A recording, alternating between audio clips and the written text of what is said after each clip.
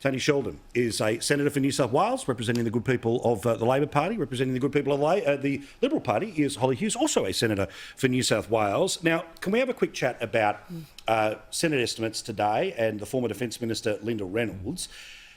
Now, as you know, she ended up in hospital for a few days. She was unable to serve out the rest of her time behind the desk as the Defence Minister. She then got moved to a different ministry. Watch this for a bizarre exchange from a person who at one point was, of course, responsible for the defence of our country. I did answer your questions to the point that you ground me to the ground and ended up in hospital. But I'm back here. I'm answering questions. Answering questions, and I'm assisting. Well, you just alleged that we put you in hospital. You just that alleged? I put you in hospital, Senator Reynolds. You should withdraw. Well, if So you're the victim, not Ms Higgins, is that what it is? Senator Wong, that's not Nobody what I'm saying. takes pleasure Gallagher, in asking Senator these Gallagher. questions. Nobody takes pleasure in asking these questions. I'd like to respond to Chair, that. That was an having two senators yell at me at the same time. I'm sorry. Now, Tony, that is the version cut up by The Guardian, but it's what happened, I think, on Friday of last week. But to even go there is pretty ridiculous. You can say, I did the wrong thing, I didn't handle it well, all the best to Ms Higgins. This isn't about Brittany Higgins at this moment. Let's just talk about this person who still remains a minister who claims she was put in hospital because of a tough time in question time. Come on. Well, you know, actually, I was in that hearing when those questions were being asked of the minister, and ministers are there to actually, during estimates, to answer questions, important questions that is really the heart of our democratic system for accountability of government. And, it was I'm very aware that the minister did say that she was going into hospital because of a precondition, a cardiac condition, when she went to hospital. And a lot of us, including, I think, if I remember correctly, Senator Gallagher and Senator Wong both said to Minister Reynolds that and said publicly that they wished her the best health-wise. But this is an important issue. This is about alleged rape of one of her own staff on a sofa in her office. And the questions are appropriate to be asked. They are appropriate to be asked of the minister that's directly involved. Yeah, I mean, look, my issue about that is that the Australian Federal Police are the ones who have ultimate responsibility to work out what happened there, whether things were handled well or not inside the office. I'm not suggesting there's not questions to answer, but the key organisation that needs to be looking into it is the AFP. They still haven't come up with charges or no charges, so we'll wait and see there. Holly, I want to ask you about a bit of attention you got today, which was some comments that you'd made about some changes towards the NDIS and independent assessments. Tell us what your observation of these changes are and what they mean for your family. Well, we're hoping that the changes don't go ahead like they are at the moment, and Minister Reynolds has said that she's paused them and that the format that they're in at the moment is not going to continue. And that's a relief for everybody involved, because what they looked like was appalling. So now we need to make sure we're taking the next step and ensuring that we get it right. And it's not just independent assessments that we need to be looking at when we're looking at the NDIS. The independent assessments are told that we need to have them for the participants because it's about sustainability. Sustainability is more important to participants than anybody else, because whether you're the parent of a child with a disability or someone with a disability, we need it more than anybody else does to succeed and to remain sustainable. So, I mean, if we're going to have a look at sustainability, let's have a real open and frank discussion about where the gaps are. This is a huge social and economic program.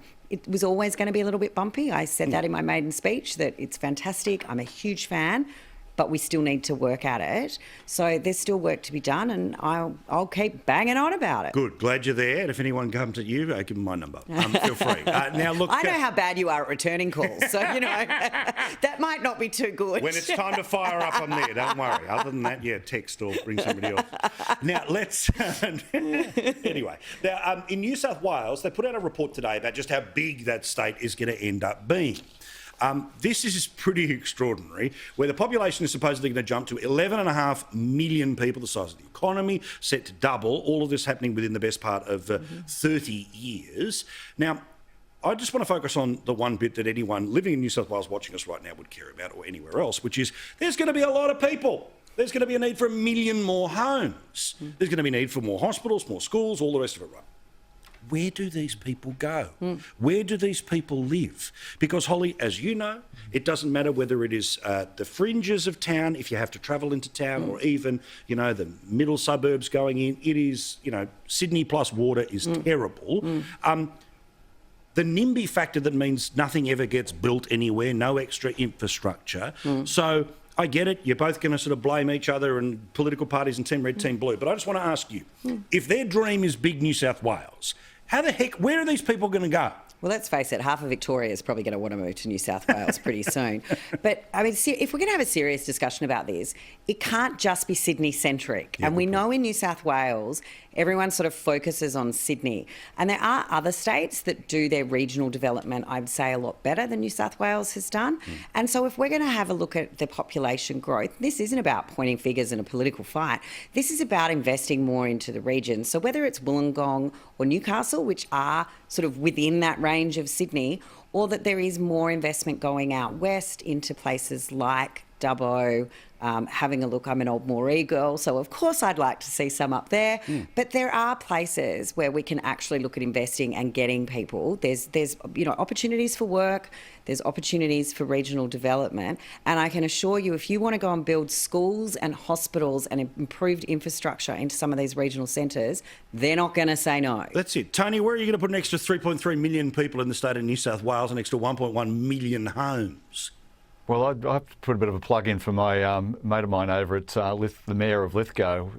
Let's start looking at Lithgow, because get that Bells Line Road built, get the system better for be able to open up the West, actually, is one of a serious answer. We should be thinking about where are we going to build cities, where are we going to build cities which also have access to services, and how are we going to build up our regional parts of New South Wales. It's going to be absolutely critical. And Orange was built, Albury, Wodonga was built, with decentralisation investments from the federal government. It direct steps in. That's things we should be considering as a long-term strategy. And Paul, you're absolutely right. The amount of infrastructure that we're going to need, we have to actually start preparing ourselves now for what that infrastructure needs to look like, so we don't have congestion. We have easy flows of the community. We have access to services. All those things need to be thought about now. But I will give one plug, and that is that there is a $10 billion plan for housing as well, because the housing shortage, of course, is and housing being out of the reach of so many people. Like when you think two husband and wife, boyfriend, girlfriend, partners turning around and can't afford to buy a home in Sydney or increasing, and well, actually that's true. And also, bush. And be one in the bush now, because what's happening is that people that with money are now buying lots of properties in the South Coast, North Coast, and regional parts of New South Wales, and trying to get labour to have the workforce to have rental properties is very, very difficult, let alone buying a property. It's increasingly so. We have to have a real strategy and a real hard thing. I'm with you. By the way, when we're talking about plugs, whoever's behind the idea, and I don't care who the credit is for, but talking about extra sort of tunnels to get people through those Blue Mountains as fast as possible to open up places like Lithgow, like Bathurst, all of that is exactly where we need to be in the next little while. Senators, a policy discussion. Goodness me, how dare we? Outrageous, Anyway, can we find one next week? Thank you. Thank you, Senators. We're going to get in trouble, aren't we? I know. Watch out. You're supposed to be here for bare-knuckle brawls, no big ideas. I can promise you, Tony and I have had plenty across the yells at estimates, great. so we're good. Right, excellent. All right, thank you very much. Peace in our time. After the break, we'll have a chat to Sharry Markson. Peter Reid is going to join us as well, and the cutest little girl with the biggest brain, who was one of the winners of the Prime Minister's Spelling Bee. She's super cute. So don't go anywhere. Lots more telly here on Paul Murray Live. Thanks for watching us on the #1 channel here on Foxtel, Sky News Live.